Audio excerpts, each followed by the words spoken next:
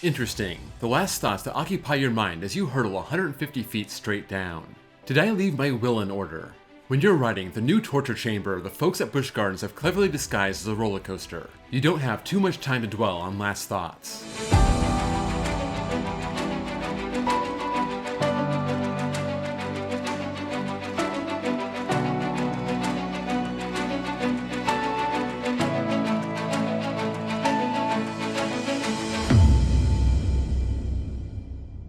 As the 1991 season came to a close, it was yet another where Busch Gardens hit the 2 million guest mark, but they were losing out to King's Dominion just an hour away in Doswell, and that was made worse by Anaconda, their new aerodynamics looping coaster. By midsummer, they were ready to unveil their next big project, also from Aerodynamics, the same company that built Loch Ness Monster and Big Bad Wolf, and this was an unnamed coaster that was taller, longer, faster, and loopier than Anaconda, set to open in the Oktoberfest section of the park in 1992.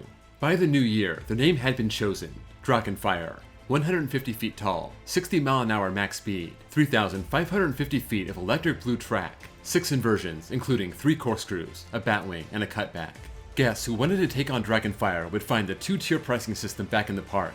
Guests 7 years or older having to pay $24.95, the kid price being set at $19.95.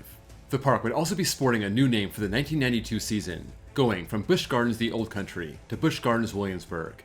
Construction crews worked all winter, and Drachen Fire was ready to roar by April 4th. The first thing people noticed was how much more extreme this was compared to Loch Ness Monster. This flipping riders upside down 4 extra times, and not having any slow moments. There was not a moment to rest during the entire ride. Daily Press reporter Digby A. Solomon noted how smooth the ride was, but it was best to keep your head back, the G-forces keeping you glued to your seat. Obviously, Drachen Fire wasn't for everyone, so they had a full summer concert series set up, including Smokey Robinson, Alvin and the Chipmunks, and Winona Judd. They would also have a new ice skating show at the Royal Palace Theater called Celebration on Ice, a 30-minute musical montage with popular American songs and songs from the movies. 1992 was a year with a lot of moving parts, King's Dominion being part of the big Paramount takeover of the King's Entertainment Parks. All the while, Anheuser-Busch had their hands full with Busch Gardens and the SeaWorld properties. But in the spring of 1992, they set their sights a few miles down the road, acquiring Water Country USA. Busch Gardens general manager Keith Kaysen would also oversee the water park.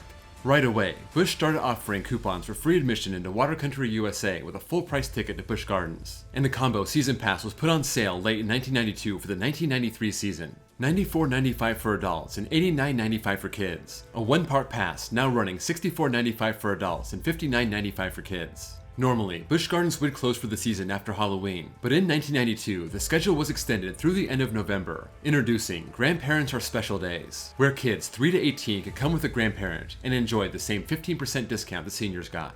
It would be a quick turnaround to the 1993 season, Busch Gardens introducing the new 3D movie called Haunts of the Old Country, a story about a boy who gets lost while touring the British castles, encountering a variety of spooks before being reunited with his parents. Their stage-struck show would be replaced by a new show called Totally TV, and they would open a new eagle exhibit, housing 6 disabled bald eagles they rescued from the wild. Anheuser-Busch would also invest in Water Country USA, making the whole package more attractive, giving it a new slide called Malibu Pipeline, as well as a general facelift to bring it up to Busch's standards. The 1993 season started on a grim note, as 63-year-old maintenance worker George Brown was struck by a moving train on Big Bad Wolf and died.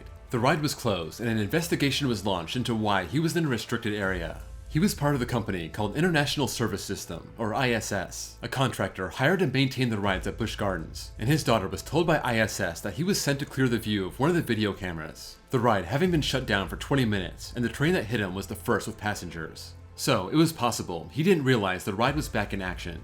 Big Bad Wolf was shut down for 6 days, cleared to reopen the following weekend. It wouldn't get much better for the park in 1993, being sued over the mist in the Loch Ness Tunnel, claiming it was a caustic chemical that burned their eyes, being sued again over a slippery platform on Roman Rapids that led to a woman falling and breaking her wrist, and finally, a wrongful death lawsuit from the family of George Brown.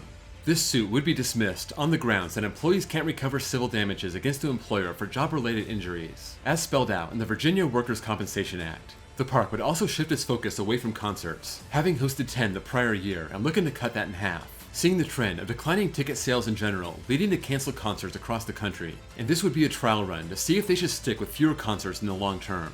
By the end of 1993, they decided to end their summer concert series, focusing more on live shows. Park officials believed this was a better use of the Royal Palace Theater. As 1993 came to a close, the Virginia theme park market looked like it was about to change drastically. Disney announced their intentions to build Disney's America, a 3,000-acre park in Haymarket, Virginia, in the northeast corner of the state, including hotels, housing, a golf course, retail and commercial development, a $650 million project themed to the history of the United States, set to open in 1998. This announcement also revived the project to bring the interchange to I-64. As Patrick A. McMahon, Virginia Director of Tourism, said, "There was a trigger, and it was Disney." However, just a year later, Disney scrapped their plans for Disney's America, citing the problem of cold winters closing the park down 4 months per year, and the disappointing debut of Euro Disney in Paris that opened in 1992. While the area was still buzzing over the idea of Disney coming to Virginia, Busch Gardens announced their big new addition for 1994, the Land of Dragons, a playground full of friendly dragons, the centerpiece being a 3-story tree fort. Based on company research, the park needed more activities for young kids, and that fueled this new area inside the German section. The kids could enter the park for $21.50, but their parents would have to pay $27.95 for the 1994 season. Guests could also enjoy 2 new shows. That's Amore, a 10-piece orchestra in the Italian section, and the country-centric James River Jamboree, taking place in the Canadian Palladium in the New France area. Without concerts, the Royal Palace Theater would welcome in Going for the Gold, an ice show, skylights, a laser show, and the Chinese acrobats, starting a 3-week run during August. For a mandatory $2 donation to the Virginia Living Museum, guests would enjoy Monster Marsh, a walkthrough attraction featuring 24 life-size dinosaurs, spending 3 months at the park. 1994 was also the first time Busch Gardens would be found on the internet, a SeaWorld Busch Gardens animal database designed for teachers and students across the country, promising a physics database in 1995. The Understanding Your Thrills program being developed by the park and a local physics professor.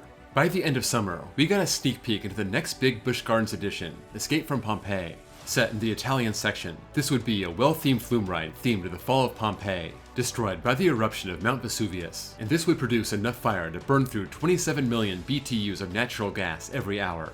As Vice President of Marketing Ed Dresidat said, "This is not just hardware, this is an entire concept we've brought to life." Riders would board 20-seat cars, climb 75 feet into a Pompeii ruin, being blasted with a fiery eruption, the speakers being so loud it would shake the structure, fire rolling across the ceiling, statues falling, the doors opening and the car dropping 50 feet, drenching riders and bystanders. As the Vice President for Design and Engineering Larry Giles said, "It's not just a ride, it's a show." Escape from Pompeii would be ready to open by the end of April, but the park decided to postpone their opening festivities. The country's still reeling from the Oklahoma City terrorist attack a couple weeks prior. We remain a nation of mourning over the devastating loss of life in Oklahoma City. Out of sensitivity to the situation, we felt that aggressive publicity efforts for the opening of a theme park adventure, incorporating elements of fire and destruction, would be inappropriate at this time. Keith Kaysen, General Manager. The grand opening ceremonies would be pushed back to early June. While the park celebrated the opening of their new ride, questions started to arise about their big new addition from 3 years prior. A $7 million lawsuit was filed from a man who rode Drachen Fire, claiming he sustained grievous injury, and the ride lacked an adequate passenger restraint system to prevent violent movement of the head and neck during operation. Aerodynamics was named in the suit as well, and it even implied that Busch Gardens' new Drachen Fire had caused previous injuries, but disregarded the information as not to lose gate revenue. It was just one lawsuit, but it was indicative of a growing problem with the ride, becoming rougher in the year since it opened, a problem that was only getting worse with time. Ride operators would start asking all riders to remove their clip-on earrings before leaving the station, checking to make sure the restraint was down and their earrings were off, pulling the train from dispatching until everyone complied. To help with the roughness, the ride was reprofiled to remove one of the corkscrews, replaced with a section of straight track. The 1995 season also saw a laser light show called Torchlight, a salute to the Olympics coming to Atlanta the following year, and the park would take it even further, adding a new roller coaster named after the Olympics' official mascot, Izzy. This would be from Mock Rides, their classic Wild Mouse model, sending riders into a fast-paced maze of dips and hairpin turns. This would be the only season it would be themed to the mascot. The next year, it would be given a German theme and renamed Wild Mouse. Izzy would be on hand during the season to host Olympic athletes visiting the park. The Olympic theme would carry on with ice skating, laser, and gymnastic shows, as Busch Gardens bought the title as the official theme park sponsor of the Olympic Games. Not to be outdone, but before Izzy could even open to the public, Busch Gardens filed permits to build a 220-foot tall coaster in the New France section of the park, needing a height waiver for anything taller than 60 feet. This announcement disturbed the local residents of Kingsmill, saying the noise was already getting out of hand, and they even held a meeting with General Manager Keith Kaysen to dampen the noise, including pointing speakers away from Kingsmill, using quieter polyurethane wheels instead of nylon ones, and using fences and trees as noise buffers. The James City Board approved the project with a 5-0 vote, outraging some residents, calling them railroaders, money grubbers, and traitors. As the park opened its gates for the 1996 season, all eyes were on the goofy, blue, bug-eyed beast with a rainbow tail and lightning bolts for eyebrows. Park officials hoping Izzy would offer a brand of silliness kids couldn't resist. Izzy would be walking the park, promoting the new ride, promoting the Olympic Games, and bringing levity to everyone he passes by. 1996 would also see a revamp of Questor, now King Arthur's Challenge, a 3D simulated ride through a legendary castle, Funiculi Funicula, an Italian music show at Theater di San Marco, and a new show at the Feathered Follies Theater, The World of Birds. 300 Olympians visited the park in late July, taking part in an event called Victory Lap 96. Busch Gardens saluting Team USA and hosting a concert to benefit the athletes, featuring Trisha Yearwood and All for One.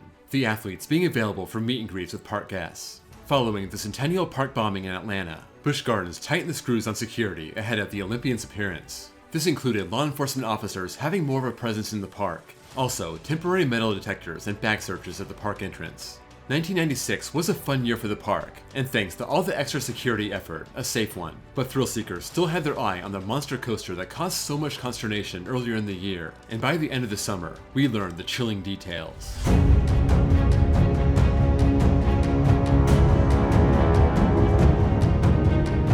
We wanted to create an attraction that will meet the high-tech expectations of our guests. The result is without equal. Keith Kaysen, General Manager. It was described as an innocent ski lift turned into an avalanche of horror. Alpengeist, German for Alpine Spirit, would be the tallest and fastest inverted coaster in the world, built by a newcomer on the roller coaster scene, Bolliger & Mabillard, the company that installed the same model the year prior at Busch Gardens Tampa, but this one would be much bigger. 195 feet tall, 67 miles an hour, 6 inversions, including the world's tallest inverted loop at 106 feet. An Immelmann, a maneuver named after a World War I German fighter pilot, a zero-G roll, a flat spin, and a cobra roll, all located within a ravine in the Rhinefield hamlet, next to the bridge leading to the New France section.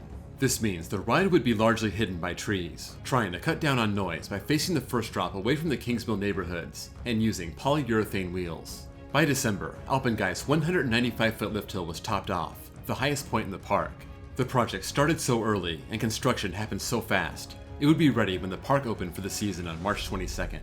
The early reviews were outstanding, magnificent, breathtaking, and in July, People magazine gave the ride its highest honor, ranking it as a top roller coaster in the country. Busch Gardens wasn't satisfied. Later that year, they applied for permission to build a coaster standing 250 feet tall, something that wouldn't be ready for 1998 but some date in the future. This would also be built into a ravine, standing 170 feet above ground level, but still visible to passers-by.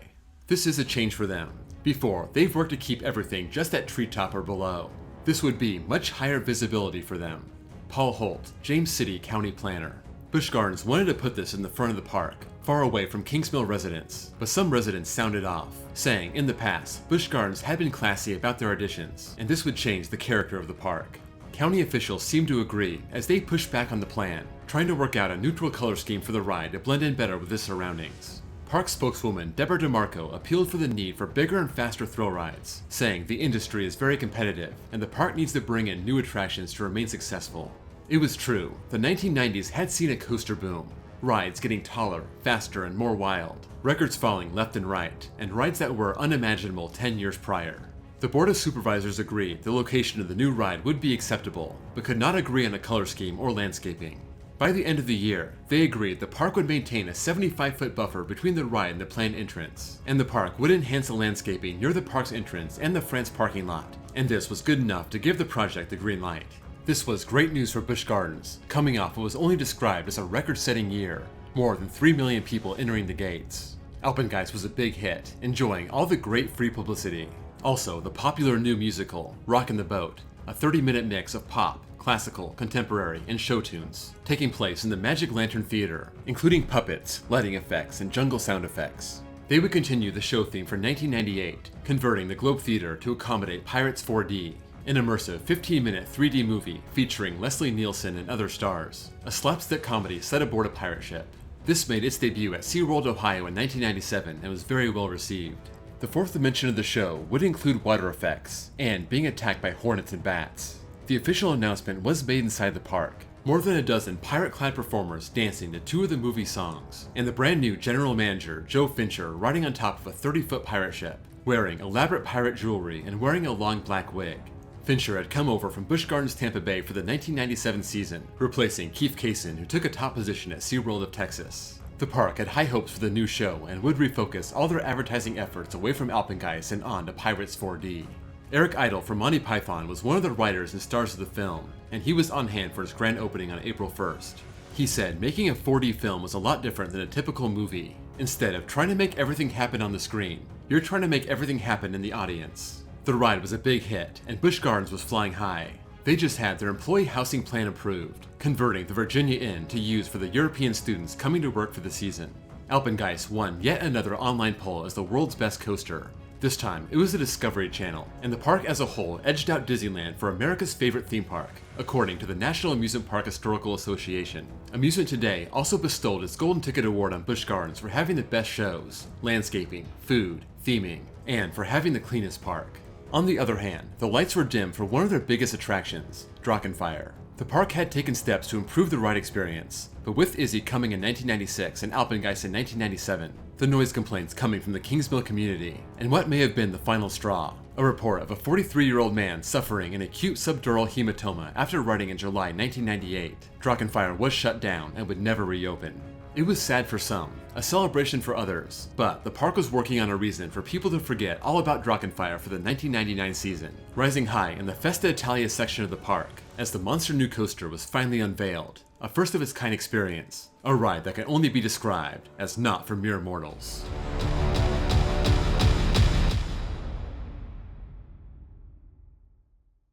Thanks for watching episode 4 of the 6-part documentary.